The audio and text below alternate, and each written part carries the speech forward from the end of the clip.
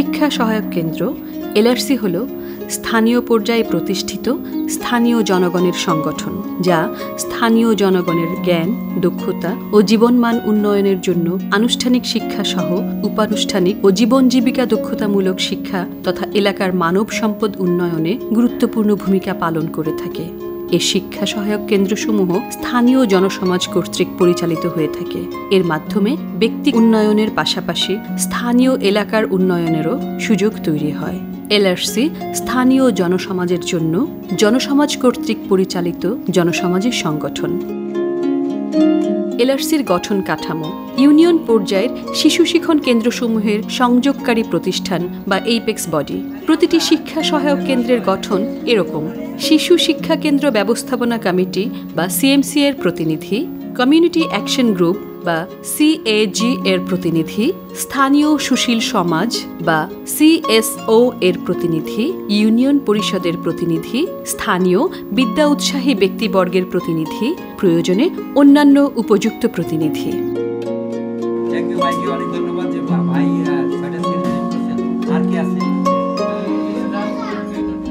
শিক্ষা সহায়ক কেন্দ্র বা এলআরসি 6টি ভূমিকা পালন করে থাকে: স্থানীয় তথ্য কেন্দ্র হিসেবে কাজ করা, শিশু শিক্ষণ কেন্দ্রের পারস্পরিক শিক্ষণ ও অভিজ্ঞতা বিনিময়ের নেটওয়ার্ক হিসেবে কাজ করা, স্থানীয় চাহিদা অনুযায়ী শিক্ষণ উপকরণ তৈরি করা, আনুষ্ঠানিক শিক্ষার সাথে অভিজ্ঞতা বিনিময় ও সংযোগ স্থাপন করা, শিশু শিক্ষণ কেন্দ্র সিএলসি শিক্ষার্থীদের মেইন স্ট্রিমিংয়ে সহায়তা করা, শিশু শিক্ষণ কেন্দ্র সিএলসি সমূহকে স্থায়িত্বশীলকরণে অবদান রাখা। আমরা সবাই আমাদের সিএলসি উদ্যোগ নিয়ে সবার সন্তানদের জন্ম নিবন্ধন করিয়েছি। কার কার সন্তানের এখনো জন্ম নিবন্ধন করা বাকি আছে? হাত তোলেন তো। আমার মেয়ের জন্ম নিবন্ধন হয় নাই, ছেলেটার হয়েছে, আমি বাড়িতে ছিলাম। আবার এর আগে তো আমরা জন্ম নিবন্ধন সিএলসির মাধ্যমে করিয়েছি, যেহেতু সেই সুযোগটা আপনি পাননি। এখন আমরা বাড়িতে ছিলেন, অতি শীঘ্রই আমরা যেদিন একটা সময় বের করে কমিশনের কার্যালয়ে যে আপনার সন্তানের জন্ম নিবন্ধনটা আমরা করিয়ে দিই। রাহেলাপা, আপনার মেয়ে 2 দিন যাবত স্কুলে আসে না, কেন আসে না? যে কারণে আমার মেয়ের পেট খারাপ ছিল, সেই জন্য 2 দিন আসতে পারছে। এখন তো আবহাওয়া গরম, আর গরমের সময় এখন হচ্ছে বাচ্চারা এই যে বাইরের খাবার খায়, এগুলা খাইলে তো পেট খারাপ হয়। যেটা ঘরে তৈরি করবো আমরা, সেটাই বাচ্চাদের খাওয়াবো। আপনারা তো গার্জিয়ান, আপনাদের উচিত যে সন্তানদেরকে সঠিক সময়ে পাঠানো, কিন্তু সব গার্জিয়ান তো বাসায় থাকে না, সেই জন্য বাচ্চারা হয়তো বা সময় মতো আসে না। কিন্তু বাচ্চাদের সবাইকে সময় মতোই সিএলসিতে পাঠাইতে হবে। এলআরসি সিএলসি এর কিছু কাজে তত্ত্বাবধানের মাধ্যমে ভূমিকা রাখে।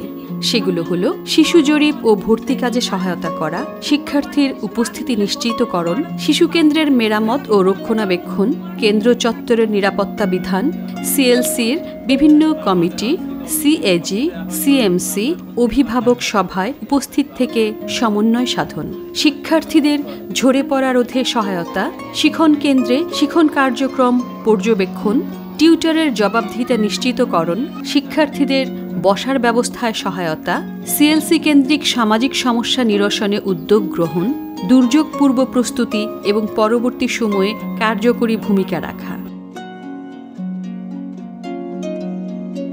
এলআরসি যাদের সঙ্গে নেটওয়ার্কিং করে তারা হলো সংশ্লিষ্ট সিএলসি, ইউপি সদস্য বা চেয়ারম্যান, উপজেলা প্রশাসন, উপজেলা শিক্ষা অধিদপ্তর, উপজেলা স্বাস্থ্য দপ্তর, যুব উন্নয়ন, মহিলা ও শিশু বিষয়ক দপ্তর, অন্যান্য এনজিও, স্থানীয় সরকারের বিভিন্ন সেক্টর, দাতা ব্যক্তি ও প্রতিষ্ঠান, এলাকার শিক্ষক, ডাক্তার, প্রকৌশলী, আইনজীবী, সাংবাদিক, বিদ্যোৎসাহী ব্যক্তি ও সুশীল সমাজ।